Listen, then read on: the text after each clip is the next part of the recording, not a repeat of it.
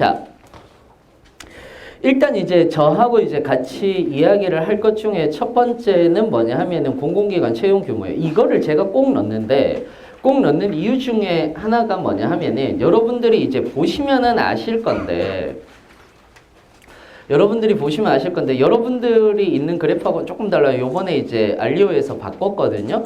2018년도에 이제 33,685명. 물론 이제 인턴 숫자하고 전부 다 합쳐서 이제 만든 그 숫자입니다. 그리고 정규직이 약 한 25,000명 정도를 채용했다라고 이렇게 얘기를 해요. 얘기를 하는데 잘 보이시죠? 그죠? 그래서 한 25,000명 정도 이렇게 했다라고 하거든요. 이런 거 신기하지 마. 이런 거 커지는 거 이런 거 신기하지 마요. 그러니까 올해는 23,000명 정도를 채용한다라고 이렇게 얘기를 많이 합니다. 23,000명 정도를 채용하는데, 자, 여러분들이 생각을 하셨을 때는 많이 채용을 하는 건가요? 많이 채용을 하지 않는 건가요? 많이 채용을 하지 않는 거예요. 기본적으로. 그러니까 우리가 흔히들 얘기를 했을 때 뭐 실업자가 몇 명이다 뭐 이런 얘기들은 안 할게요. 안 하는데 지금 현재 상태에서 중앙형 공공기관이 339개 정도가 있어요. 339개 정도가 있고 그 다음에 지방공공기관 같은 경우 지금 현재 공채를 내는 지방공공기관 같은 경우는 400여 개가 넘게 지금 현재 공채를 내고 있거든요. 그러다 보면은 그렇게 따지고 지금 여러분들이 보시는 게 중앙형 공공기관이 많이 채용을 했을 때 라고 이렇게 보시면 되는 건데, 중앙형 공공기관을 채용을 하는 것 자체가 한 25,000명 정도 정규직이다 라고 이렇게 얘기를 했을 때는 사실상 그리 많이 채용하는 건 아니에요. 그죠? 자, 제가 왜 이 말씀을 드리는 거냐라는 거를 여러분들이 먼저 생각을 좀 해봐야 돼요. 왜냐하면 공기업은 제일 먼저 덤비기 시작을 할 때 정말 겁없이 덤벼요. 무슨 말이냐 하면은 그냥 공기업 한번 요즘에 공기업이 많이 뽑는다라던데 공기업 한번 도전해 볼까? 공기업 괜찮대. 그래서 공기업 한번 도전해 보자. 그런데 마침 철도공사라든지 뭐 한국전력이라든지 건강보험이라든지 좀 많이 내가 잘 알고 있고 많이 채용을 하는 데가 뜨는 거예요. 야, 이번에 철도공사 1,200명 뽑았대. 야, 이번에 한국전력이 500명 이상 뽑는데 600명 뽑는데 라고 이렇게 이야기를 하는 거예요. 그리고 그걸 주변에서 들어요. 그런데 이렇게 얘기를 또 하죠. 야, 철도공사 가려면은 그냥 직업기초 능력 아니 NCS만 공부하면 돼 라고 이렇게 얘기를 해요. 여기에서 이제 중요한 게 나오죠. 뭐뭐만 이것만 준비하면 돼 라고 하면서 이제 실제로 들어가요. 공공기관 채용으로. 철도공사 한번 해봐야지. 그래서 철도공사 뭐 의사소통 수리 능력, 문제 해결 능력만 풀면 되니까 거기다가 웬만하면 서류 전형은 다 합격시켜 주니까 그럼 내면은 내가 쭉 쓰는 거예요. 쓰고 나서 그 다음부터가 이제 문제예요. 떨어져요. 거의 90%는 그렇게 시작하면. 그 다음에 이제 뭘 할 거야? 그 다음에 이제 어디 갈 거야? 그 다음에 이제 떨어지고 나서 이제 뭘 할지를 몰라요. 뭘 할지를 몰라요. 그러면 이제 주구장창 내가 했던 거는 직업기초 능력이니까 계속해서 직업기초 능력 공부하고 있으면 언젠가 나에게 기회가 오겠지. 안 와요. 제가 늘 얘기를 하지만 안 와요. 그러다가 스터디나 이런 것들을 쭉 돌아다니면서 정보를 모아요. 정보를 모으면서 여기서 이제 함정에 빠져요. 어떤 함정에 빠지느냐. 예를 들어서 건강보험공단하고 국민연금하고 합동공채라고 해서 같이 시험을 치는 경우들이 있습니다. 꼭 그런 건 아니에요. 꼭 그런 건 아니지만 같은 시험날 시험을 칠 때가 있어요. 그런데 건강보험공단 같은 경우는 자소서를 조금 그 시쳇말로 빡세게 봐요. 그러니까 빡세게 보는데 그렇게 이제 보다 보면은 가장 중요한 것 중에 하나는 이제 나는 직업기초 능력만 준비를 했단 말이야. 근데 옆에서 스터디 하는 사람들이 얘기를 해요. 국민연금 안 내세요? 저는 이번에 국민연금 많이 뽑는다던데 그런가요? 뭐 그냥 한번 내보세요. 그래서 그냥 한번 내요. 그리고 나서 건강보험은 떨어지고 국민연금이 붙어요. 그럼 떨레 시험을 보러 가. 그러면은 이 사람은 실수야, 허수야? 그렇지. 허수지. 왜냐하면 국민연금 같은 경우는 경제경영법 행정하고 하고 사회보장론을 다 본단 말이에요. 그래서 가서 직업기초 능력 풀다가 웬 파리가 더럽지 않은데 오늘 화장도 했는데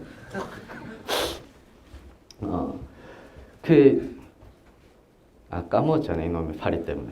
직업기초 능력을 막 본단 말이에요. 그러고 나서 경제경영 법행정을 보는데 이게 문과면은 어느 정도 대강이라도 들었던 게 있거든요. 그래서 건드리는 문제들이 있어요. 조금씩. 특히 경제경영 법행정이 같이 나올 때 난이도가 그렇게 높은 편이 아니에요. 낮은 편이에요. 그러다 보니까 건드리는 문제들이 있어요. 그러면서 나오면서 생각이 많아져. 나오면서 지금 여기서 공감하시는 분들 꽤 있을 건데 내가 전공 공부를 해야 되나? 그래. 경제경영 법행정을 봐야 되겠구나. 그래서 경제경영 법행정을 진짜 얕게 봐요. 그러다가 어느 날 중부발전이 덜컥 걸려. 그 중부발전이 덜컥 걸리는데 거기는 날 봐. 카메라 보지 말고. 날 봐. 그 경제경영 법행정이 아니라 중부발전 같은 경우는 상경법정으로 나눠져서 경제경영 회계를 보거든요. 근데 난 회계 공부를 한 적이 없어. 그래서 문제 난이도가 확 어려워져. 이거 상경으로 바꿔야 되나? 이렇게 헤매는 게 6개월, 1년이 가요. 실제로. 그러고 나서 어떡하지? 그러고 저한테 와요. 저한테 와서 상담을 받아요. 선생님, 저 어떡하죠? 저 이렇게 공부했는데 어떡하죠? 제가 그래서 물어요. 항상 묻는 게 전공 공부는 어떻게 하실 건가요? 라고 물어요.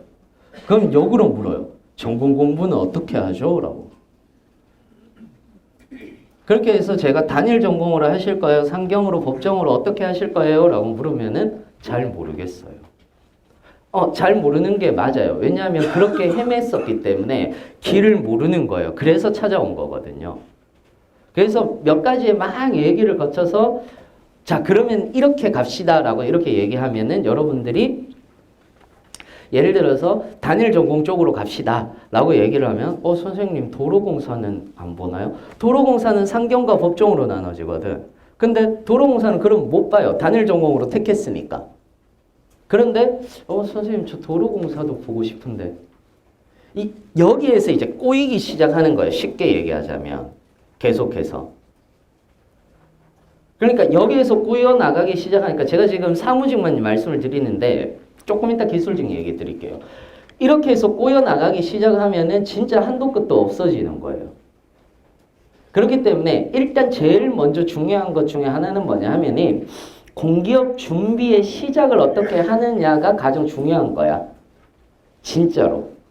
공기업 시작을 준비를 어떻게 하느냐에 따라서 2개월이 걸릴 수도 있고 6개월이 걸릴 수도 있고 1년이 걸릴 수도 있고 2년이 걸릴 수도 있는 거예요.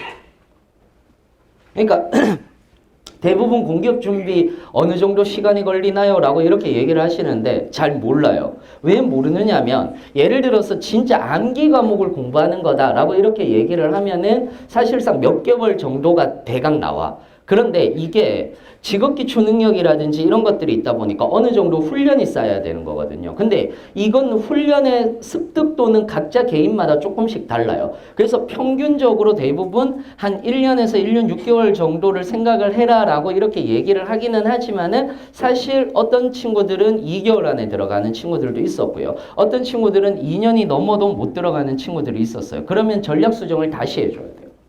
실제로. 그래서 처음에 여러분들이 시작을 할 때 전략을 잘 짜야 된다라는 거고요. 그 다음에 지금 현재도 계속해서 트렌드는 바뀌고 있기 때문에 그 트렌드에 대해서 여러분들이 맞춰서 가야 되는 거예요. 인터넷이 늦어요. 인터넷이 아무리 빠르다라고 얘기하지만 인터넷 자체가 느려요. 실제로. 보시면 뭐 2017년도 거, 2018년도 거 후기들 보시면 사실상 느리거든요. 그래서 대부분 이제 공공기관 같은 경우에서는 지금 현재는 채용 확대를 하겠다. 그 다음에 면접 강화를 하겠다라고 해서 면접에서 최대 5배수까지 강화를 시키겠다라는 얘기도 나오고 있어요. 그 다음에 올해 가장 많이 바뀐 것 중에 하나. 올해 여기에서 시험 치신 분들 계시죠? 그죠? 올해 시험 치신 분들이 계실 건데 올해 시험 치신 분들이 가장 당황하셨던 것 중에 하나가 뭐냐면은 직업기초 능력 유형 자체가 조금씩 변했다라는 거예요. 그래서 실제로 이것도 어느 정도 양극화가 일어나기 시작을 하는 거예요. 직업기초 능력을 잘 보는 친구들은 꽤 잘 보고 못 보는 친구들은 꽤 못 보는 그런 경우로 많이 바뀌어 나가기 시작을 한 거고요. 그 다음에 2019년도에 역시 마찬가지로 회사 관련 질문이라든지 이런 것들은 엄청나게 많아졌다라는 거죠. 자, 이걸 토탈로 해서 이제 우리가 한번 이야기를 조금 해봅시다. 얘기를 해보면 이런 것들인데, 자, 공공기관 채용 프로세스라고 이렇게 얘기를 하는 것 자체는 서류 필기 1, 2차 면접 전형으로 나갈 수가 있는 건데, 이건 뭐 누구나 다 알고 있죠. 자, 그런데 중요한 게 이거죠. 우리가 흔히들 얘기하는 NCS라고 얘기를 하는 거. 우리는 착각을 하고 있어요. NCS라고 얘기를 하면 이게 시중에서 그냥 야 NCS 시험 어땠어? 이렇게 얘기를 하다 보니까 통용을 하다 보니까 그냥 NCS는 그냥 필기시험이구나 라고 이렇게 생각을 하는데 전혀 아니죠. NCS라고 얘기를 하는 것은 국가직무능력 표준이라고 얘기를 해서 1차에서부터 3차까지 다 들어가는 것을 NCS라고 얘기를 하는 거고 여러분들이 흔히 얘기하는 NCS라고 얘기를 하는 것은 그 안에서 2차 필기 전형에 있는 여기에 있는 직업기초 능력을 얘기를 하는 거예요. 직업기초 능력을 얘기를 하는 거예요. 그러니까 일단 처음 만약에 그냥 시작을 하신다면 잘 알고 시작을 하셔야 되는데 1차에서부터 3차까지를 전부 다 관통하는 2019년도에 관통하는 것이 있었으니 그것이 뭐냐 하면은 회사 사업에 대한 외부 환경이라든지 그 다음에 사업, 그 다음에 회사의 정책과 관련된 것들 이런 것들이 굉장히 많이 나오기 시작을 했어요. 자, NCS라고 이렇게 얘기를 해서 대부분이 이제 국가 직무능력 표준이니까 직무라는 것을 표준화시키겠다는 얘기거든요. 그러면은 직무라고 얘기를 하는 것은 직무의 전문성이라는 것이 드러날 수 있는 건데 중요한 거는 그런데 공기업은 그렇게 채용을 하느냐라고 얘기를 했을 때 그렇게 채용을 하지는 않아요. 직무의 전문성이 굉장히 드러나도록 채용을 하지는 않는단 말이에요. 예를 들어서 대기업하고 공기업하고 차이를 보면은 대기업 같은 경우는 뭐 인사, 총무, 기획 이런 식으로 채용을 하죠. 그런데 대부분 이제 공공기관 같은 경우는 기술직 같은 경우도 전기, 생산 뭐 이런 것들 안 해요. 그냥 전기 이렇게 뽑아요. 토목, 건축 이런 식으로 채용을 한단 말이에요. 그 다음에 사무직 같은 경우도 사무 이렇게 뽑아요. 그 안에서 하는 일은 엄청나게 많은데 사무직 이렇게 뽑는단 말이에요. 왜 이렇게 채용을 하겠느냐라는 거죠. 예전부터 그렇게 채용을 해왔어요. 예전부터 그렇게 채용을 해왔는데 왜 그렇게 채용을 할까라는 거예요. 지금 현재 공기업들 같은 경우는 대기업처럼 채용을 못해요. 일단 기본적으로 직무에 대한 분할이 자세하게 나눠진 것도 아닐 뿐더러 그 다음에 순환근무를 하거든요. 그러면은 공기업에서 직무를 나타내는 건 뭘까라는 거예요. 공기업에서 직무를 나타내는 건 뭘까? 생각해 보시면 알아요. 공기업에서 직무를 나타내는 것 자체는 회사에 관련된 이야기예요. 공기업은 공공재를 다루고 있는 거거든요. 그렇지 않겠습니까? 공공재를 다루는 거지. 근데 공공재를 다루다 보니까 공공재의 희소성은 굉장히 낮죠. 그렇지 않습니까? 여러분들 집에 들어가면서 전기 들어오는 거 보고 한전한테 고마워합니까?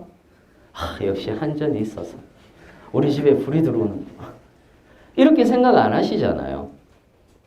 그렇지 않습니까? 그런데 자 봅시다. 한국전력은 전기요금을 올리려고 하는 게 당연할까요? 당연하지 않을까요? 당연한 얘기인 거죠. 그렇지 않습니까? 한전 계속 적자예요. 그렇죠? 그럼 전기요금을 올려야 되는 게 어느 정도 맞는 거예요. 또 건강보험료는 올려야 될까요? 아니면 올리면 안 될까요? 올리려고 해야죠. 너무 당연한 얘기잖아요. 왜? 보장성이 강화됐잖아요. 보장성이 강화됐는데 돈이 들어오는 데가 없으면 당연히 적자가 나겠죠. 그럼 그것보다 더 큰 문제가 생기는 거거든요. 근데 문제는 여기 있어요. 문제는 여기 있어요. 실제로 면접에서도 많이 물어보는데 한국전력의 전기료는 올려야 됩니까? 라고 물어봐요. 그럼 어떻게 대답하실래요? 한국전력 면접이야. 어떻게 얘기하실래요? 올려야 한다고 얘기하겠죠. 근데 속마음은 아니잖아. 그치? 속마음은 아니잖아. 중요한 건 여기에 있는 거예요. 전기요금은 올리기는 해야 되는데 어떤 방법으로 올려야 되는지 이거를 한국전력은 고민하지 않을까? 너무 당연히 하겠죠. 그래서 지금 현재 나오고 있는 게 스마트 계량기라든지 이런 것들을 통해서 우리가 스마트 그리드, 그리고 스마트 그리드를 완전히 실현시키기 위해서 마이크로 그리드로 가려고 하는 거다라는 얘기들을 한전 홈페이지에 들어가면 나오는 거고, 그래서 한전은 전기 공급자에서 지금 제가 얘기하는 건 못 알아들으셔도 돼요. 지금 제가 얘기하는 건 못 알아들으셔도 돼요. 실제 시험장에 가서 이 얘기를 못 알아들으시면 안 되지만 지금은 설명회니까 못 알아들으셔도 돼요. 어차피 수업 들으면 알게 돼. 자, 그런데 중요한 거는 뭐냐 하면은, 그래서 한국전력은 전기 공급자에서 전기 서비스자로 전환을 시키겠다라는 정책을 펼쳐나가고 있는 거거든요. 근데 자, 지금까지 여러분들이 지금 제 설명을 듣기 전까지만 하더라도 여러분들도 일반인이었어요. 그죠? 뭐 지금도 일반인이 아니라는 건 아니지만 어찌됐든 공기업을 준비하는 사람보다는 공기업에 대해서 조금 더 적게 알고 있었어요. 실제로. 그러면은 여기에서 들어오자마자 이 교실로 들어와서 이 내용을 알게 됐어. 그럼 이건 뭘까라는 거죠. 보세요. 그냥 대부분 우리는 전기 요금을 올려야 된다, 올리지 말아야 된다. 한국전력이 전기 요금을 올린대. 이런 큰일 났군. 막 이렇게 얘기를 하는 거예요, 그냥. 야, 어떡하지? 광화문이라도 나가야 되나? 촛불을 들까? 막 이렇게 생각을 하는 거예요.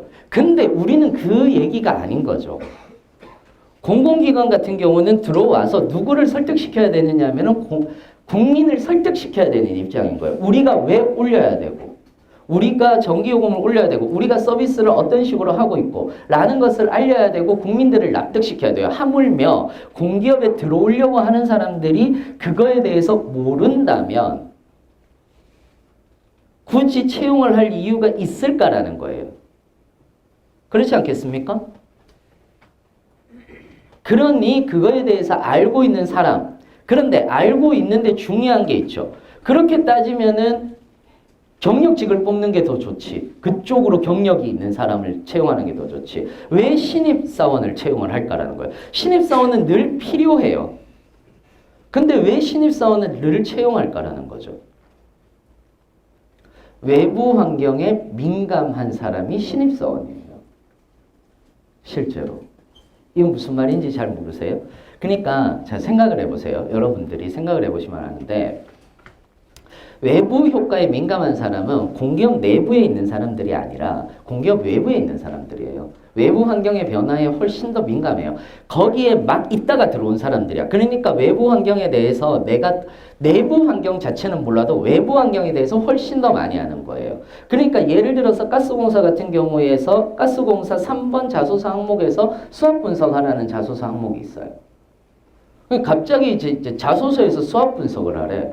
근데 내가 강점과 약점에 대해서는 어떻게 알아? 강점과 약점은 내부 환경인데. 그러니까 자소서에서 제안을 둬요.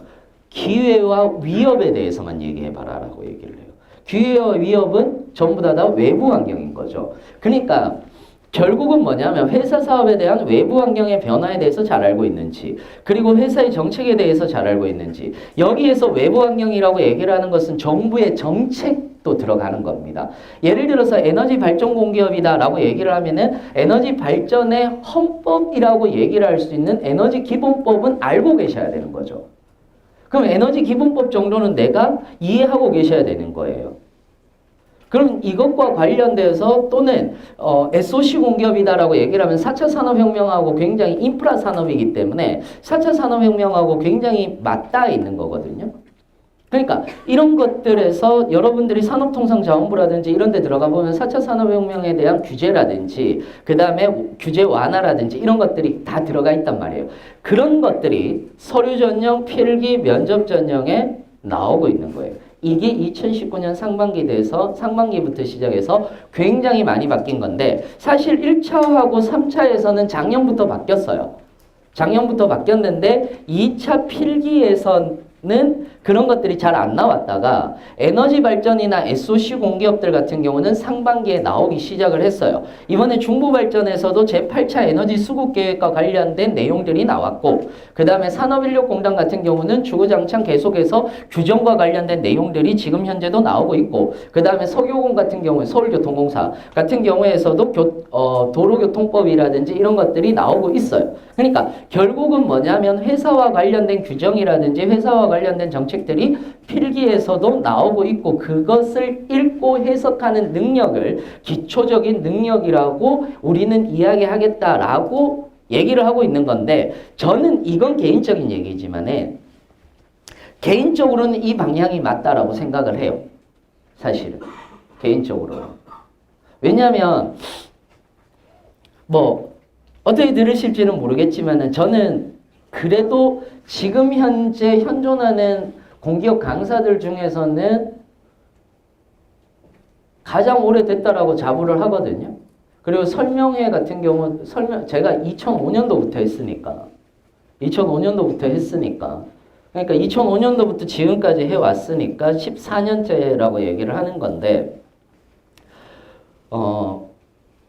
거기에서 공기업 설명회는 이건 자부해요. 공기업 설명회는 우리나라에서 제일 오래 했다고. 제일 많이 했고 실제로 제일 많이 했고 몇 번 했는지 세본 적은 없어요. 근데 굉장히 많이 했는데 중요한 거는 뭐냐 하면은 제가 많이 했다가 중요한 게 아니라 하다 보면은 저도 계속 매년 업데이트를 시킨단 말이에요. 매년 업데이트를 시키고 여러분들이 오늘 마지막에 받아가실 그 자료 있잖아요. 그 공기업 자료. 그런 것들도 제가 이제 다 쓴 거예요. 제가 쓴 거예요. 제가 일일이 다 쓴 건데 수기로 쓴 건 아니에요. 일일이 쓴 건데 그런 것들을 제가 왜 연구하느냐 하면은 공기업은 제가 한 10년 이상을 하다 보니까 진짜 많이 헤매시는 분들을 많이 봤어요. 그러니까 버티고 전략만 잘 짜면 진짜 잘 들어가는 곳이 공기업인데 그렇지 않으면은 진짜 많이 헤매시는 곳도 이 공기업인 거야. 공무원하고는 달라. 공무원은 어떤 과목을 열심히 공부하자. 진짜 다 외우자. 라는 식으로 공부를 해서 거기에서 상대평가가 나눠지는 거라면 공기업 같은 경우는 내가 어떤 전략을 짜느냐에 따라서 달라지는 거예요. 조금 이따가 2차 필기에 대한 접근 방법도 제가 이야기를 드리겠지만은 어떤 전략을 짜느냐에 따라서 달라진다라는 거 여러분들이 알고 시작을 하셔야 된다는